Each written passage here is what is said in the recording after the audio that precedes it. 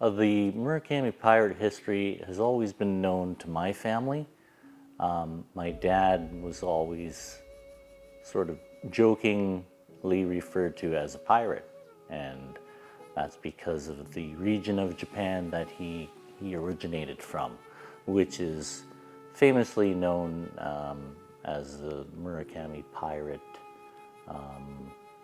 sort of geographic area, which is the Seto Inland Sea of Japan. That's how we sort of arrived at our pirate lineage. So the Murakami pirates originated from the Seto Inland Sea in Japan. And this is a tidal sea, so the water is going in two directions and creating these currents and swells that's almost impossible to navigate unless you're from there. And so they took advantage of that and basically controlled all the traffic that went in through the inland sea. The inland sea was like a gateway to Japan for other countries that would come and maybe want to do trade or even attack Japan. Kublai Khan, it was said that he tried to invade Japan twice, and both times he was actually fended off by a storm, like I think they called it the divine wind, like the kamikaze. I think that's where that name originated from. These massive storms came and just obliterated his ships in his attempt to attack Japan. So that happened twice. But the Murakamis, they were involved in defending Japan from the invaders of lots of other countries as well. Yeah, so when other ships attempted to get through the inland sea, the Murakami pirates would charge a toll, which was 1 fife of rice, which is enough rice to feed one man for 1 year.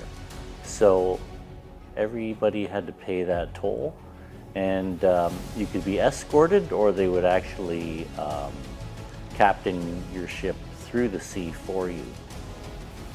And if you couldn't pay the toll, well then you couldn't get through. There are videos online about and stories about them being referred to as good guy pirates.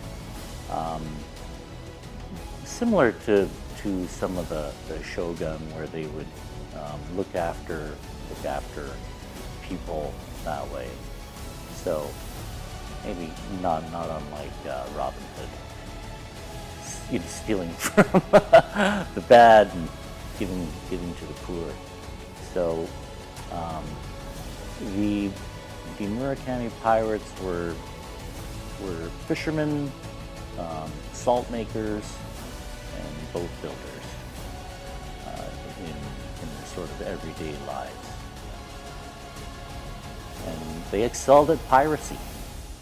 The kanji symbol that's in the logo there, that symbol says Kami, which is the last half of the name Murakami.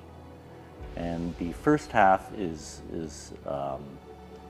Mura, but the pirates, because they didn't know of our alphabet, called it Maru, which is round in Japanese. So it's like a logo graphic. You look at it and you read it as Murakami.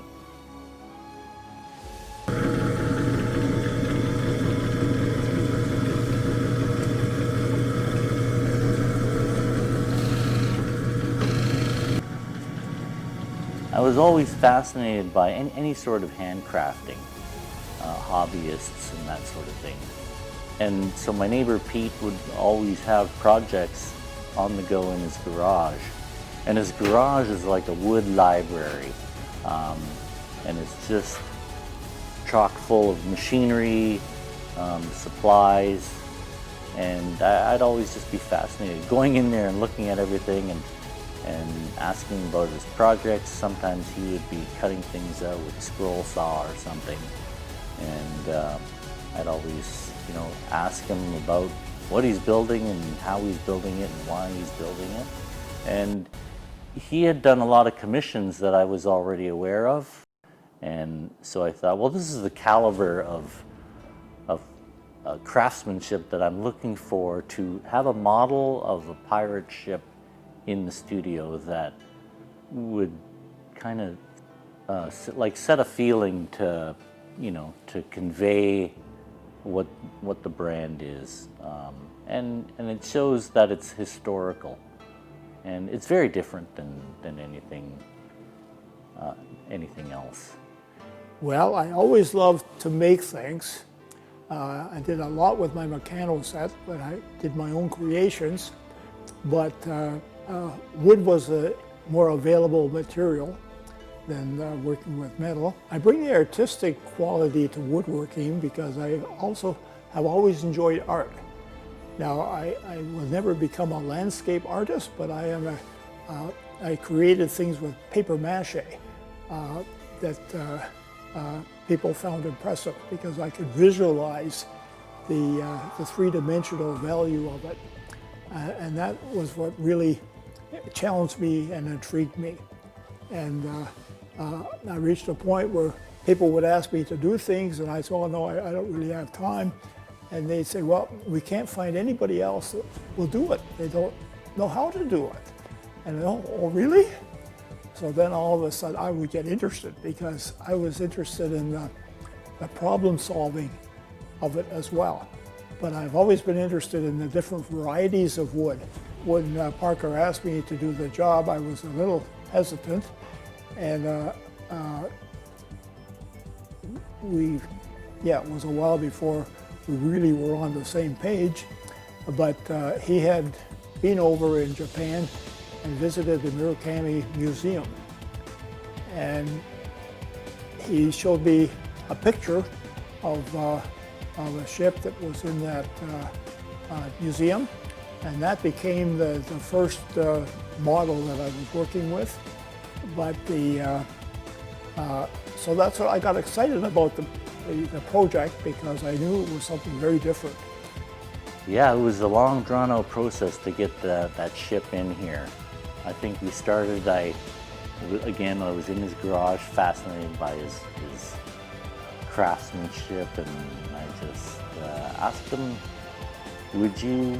could I commission a ship, a pirate ship? And then I had to explain the lineage of the name Murakami and a bit of the history, and he was intrigued enough that he would take on the project. So he had a piece of zebra wood in his garage, which I looked at, and I picked it up, and I said that this looks like it would make a good deck for the ship. Could we start with that? And he said, well, that's a very expensive piece of wood, and he told me how much it would cost if I was to buy that piece of wood. So I got out my wallet, I handed him the money, I said, okay, let's get started. And he was a little bit taken aback, but I kind of maybe forced him to get started on this project, because I wanted him specifically to build this ship, because he's an artist and very creative and very methodical, and being a college wood professor, he would be able to give me a lot of information that that makes a good story to tell about the model itself. When we were first talking to Parker, I showed Parker this piece of zebra wood, and he said, oh, look at that zebra wood, look at the grain. I want you to use that in the ship. And I said, well, I don't know, if it's not big enough, but I'll see what I can do. So I kept that in mind through the whole process. And so it wasn't necessary to have the zebra wood going all the way through the ship. It was only the front and the back, and it didn't need to be on the upper deck. So, and then when I realized the end grain polishes up so beautiful, I didn't want to cover that. And the original plan was to have a sort of a guardrail or an edging onto that deck like you would do on a ship. but I'm looking for the art value. I'm looking for the grain. So that became unnecessary. And this way I have the zebra wood just jumping out. I would say it's a very different ship than the ones in the Spanish Armada or the British Navy from that time period. And it has a very interesting hull to it to start with, but it's a square mast, like a Viking ship, not like the clipper ships. So that gives a different image. But the deck of the ship has a cabin, and the cabin wraps all the way around, extending outside of the ship. And the oarsmen, which would be many, many oarsmen, they are protected behind this wall, and the oars are projecting out. And that's what makes it so different. And then it has a siege tower that raises up so that the warriors can get a vantage over the ship that they're approaching. I enjoy what I do so much that I can't, I never get bored. I never feel like it's a long time. Time passes as quickly as if you're watching a mystery story on TV. That doesn't work for me, but when I'm engrossed in problem solving and working through a model, I'll wake up at 3 o'clock in the morning with an idea, and I'll run to my pad and write it down. And my mind is constantly processing through. So this process goes on a lot longer than you might think, because it's in my mind first. Like, it takes me, my wife will say, well, when are you going to get at that project? I said, well, I'm already working on it, but you just don't see anything yet. So that's the creativity and problem-solving aspect of it that does take a lot of time. The most challenging part was definitely the hull, because when I first envisioned it with Parker, I was going to just get a block of wood, a big block of cedar, and just cut it out on a bandsaw and carve it and shape it, because I like to do that. And I thought that shouldn't be that difficult. And then I'll leave the deck flat so I don't have to worry about the curves, and I'll make it, yeah. And then I got thinking about it, and that isn't going to work for what Parker is looking for. Keeping me updated, Pete would just stick his head over the fence if I happened to be in the back area, because I don't even think he has my phone number, but he would just wait until he saw me and ask me if I had time to come over and get up to speed on the project. So I'd just go over to the garage and I would look at the progress, and yeah, I was just always very astounded by some of his methods and the techniques that he was using. And so it was always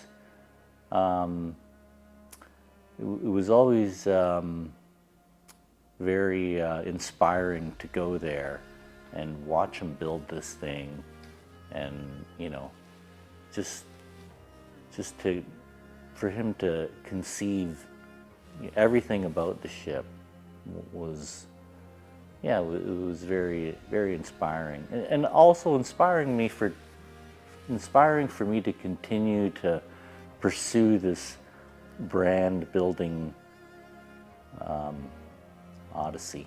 I didn't understand how the hull of the ship is built, because the picture I have of the model that was in the museum, it doesn't allow me to see inside it. So I had to go inside it, and that's where I again made patterns. But I researched how other ship models are done, like the typical British ships from that time period, and I could get information on that, where they had the bulkheads, and I realized that, and I understood the idea of fairing, where the ship has to blend, it has to look right, it has to sit in the water right. So that was all part of the thought process. I know that he never used paint or stain, and he used the natural colors and grains of the wood to really bring the piece to life. Because wood is a live thing, right? I used no paint on this project or stain anywhere. It's all the natural oils onto the natural characteristic of the wood. I needed to know what kind of weaponry was involved here, and I wasn't able to see that in the model that was in the museum, but by researching on the internet, I found out that they had bows and arrows, and they had flaming bows and arrows, and then they had crossbows that were very powerful.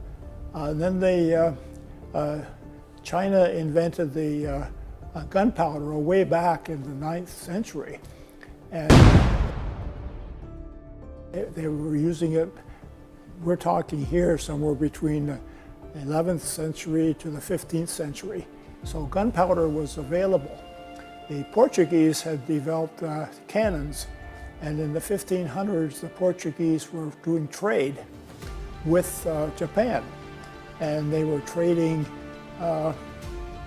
cannons to the Japanese people. So now we have gunpowder, we have cannons, and the cannons that I use here, I think they're called breech loaded, where they're loaded from the back, not from stuffing it through the front, which would be very awkward.